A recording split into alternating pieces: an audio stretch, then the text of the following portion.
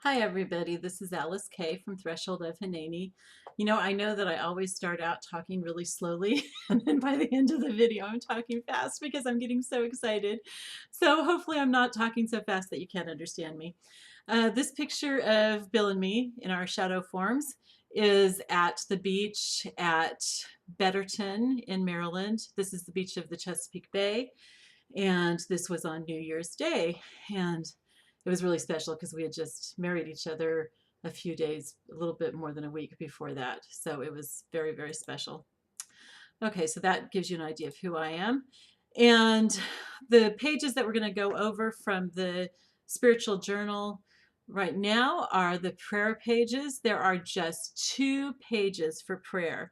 And that doesn't mean that you shouldn't pray about a whole bunch of things, but this is a good place to just write down the main things that you prayed for in the month. And you can use this in a lot of different ways.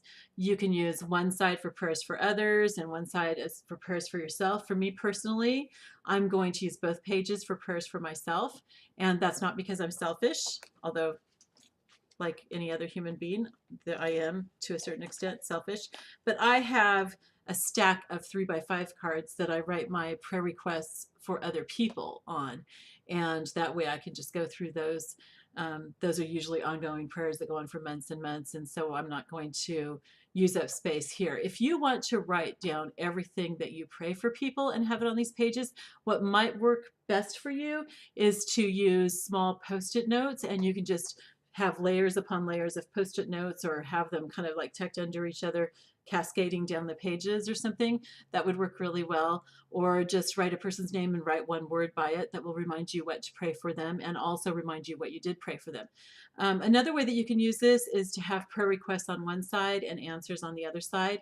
However you do it, I would encourage you to include the answers to prayer, because that is what's going to build your faith, is when you see how God answers the prayers that you pray.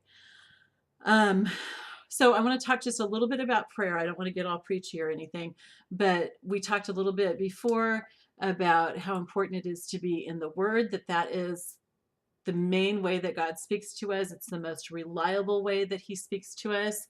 Pastors like to say that when we think we hear from God, sometimes it might just be the pizza that you ate last night.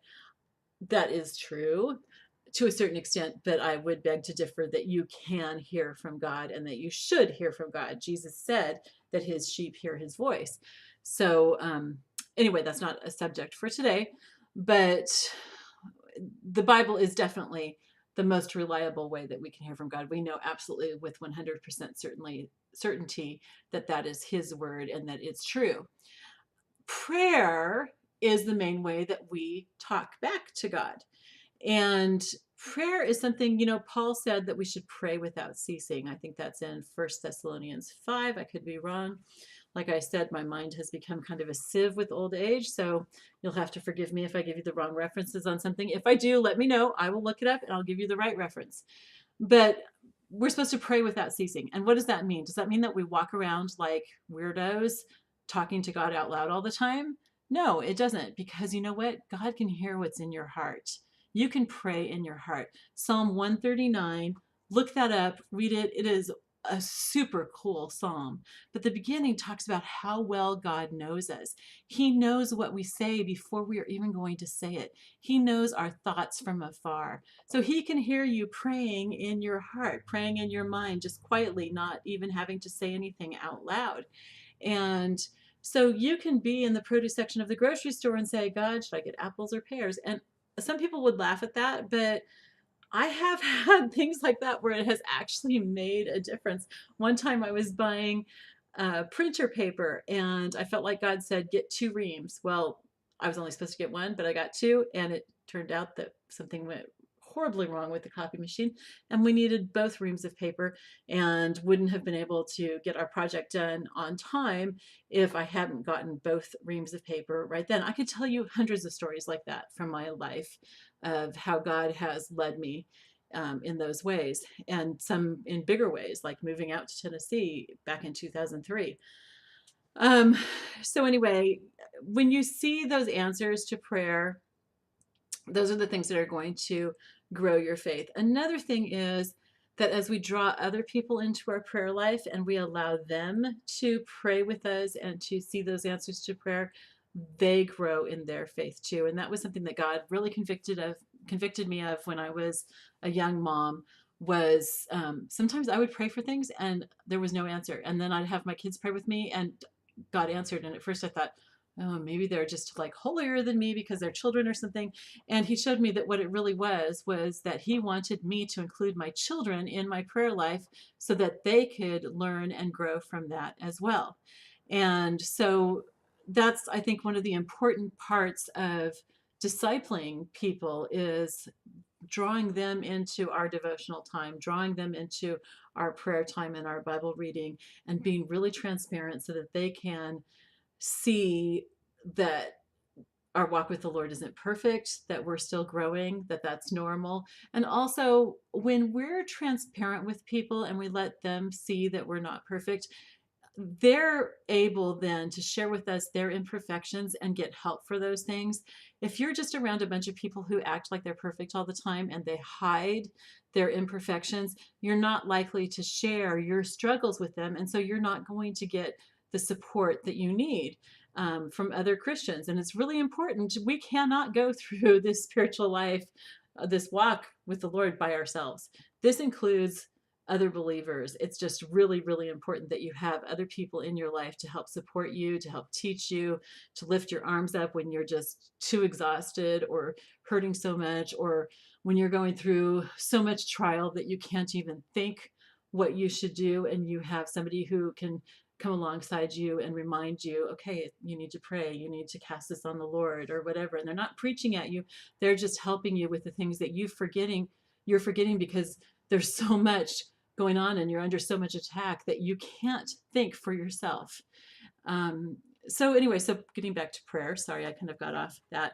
So that's what these 2 pages are for. And like I said, you might want to use Post-it notes if you want to put everything that you're praying for in here, which is fine. Do this however you want. There are also some extra pages at the end of each month that you could use for that as well if you want to. Oh, you know what? One more thing, going back to the first page of the month, something I forgot to mention.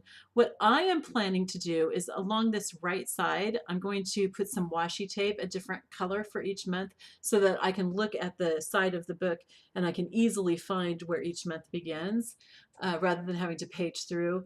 Another thing I guess you could use a bookmark, would probably be just as simple. Isn't that funny? I always go for the difficult way to do things. But anyway, that would be something. And you might want to have several bookmarks in the pages to help you find what you're looking for at different times. But again, this is for you to make into whatever you want it to be. And there's room on every page for notes in the margins, or for doodling, or prophetic art, or whatever it is that you want to put in the margins. Maybe even notes when you come back and read it 2 years from now.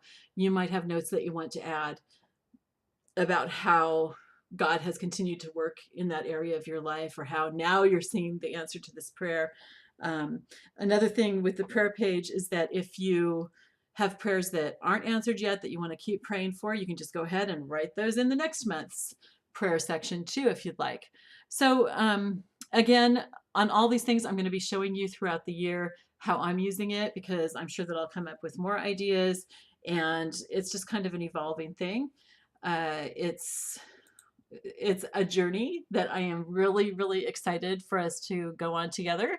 And please let me know that you're doing this, so that I know who's doing this with me, and so that I know that I'm not just like throwing this out there into the vast unknown, but that I actually have other people that are doing this along with me, so that we can all lift each other up. And I don't see myself as being the teacher or something like that. We are all doing this together. And I hope that we can encourage each other, and that I can learn from you as well as you learning from me. You might have some more ideas of how to use these pages, or you might even have other ways that you do your devotions that you want to share.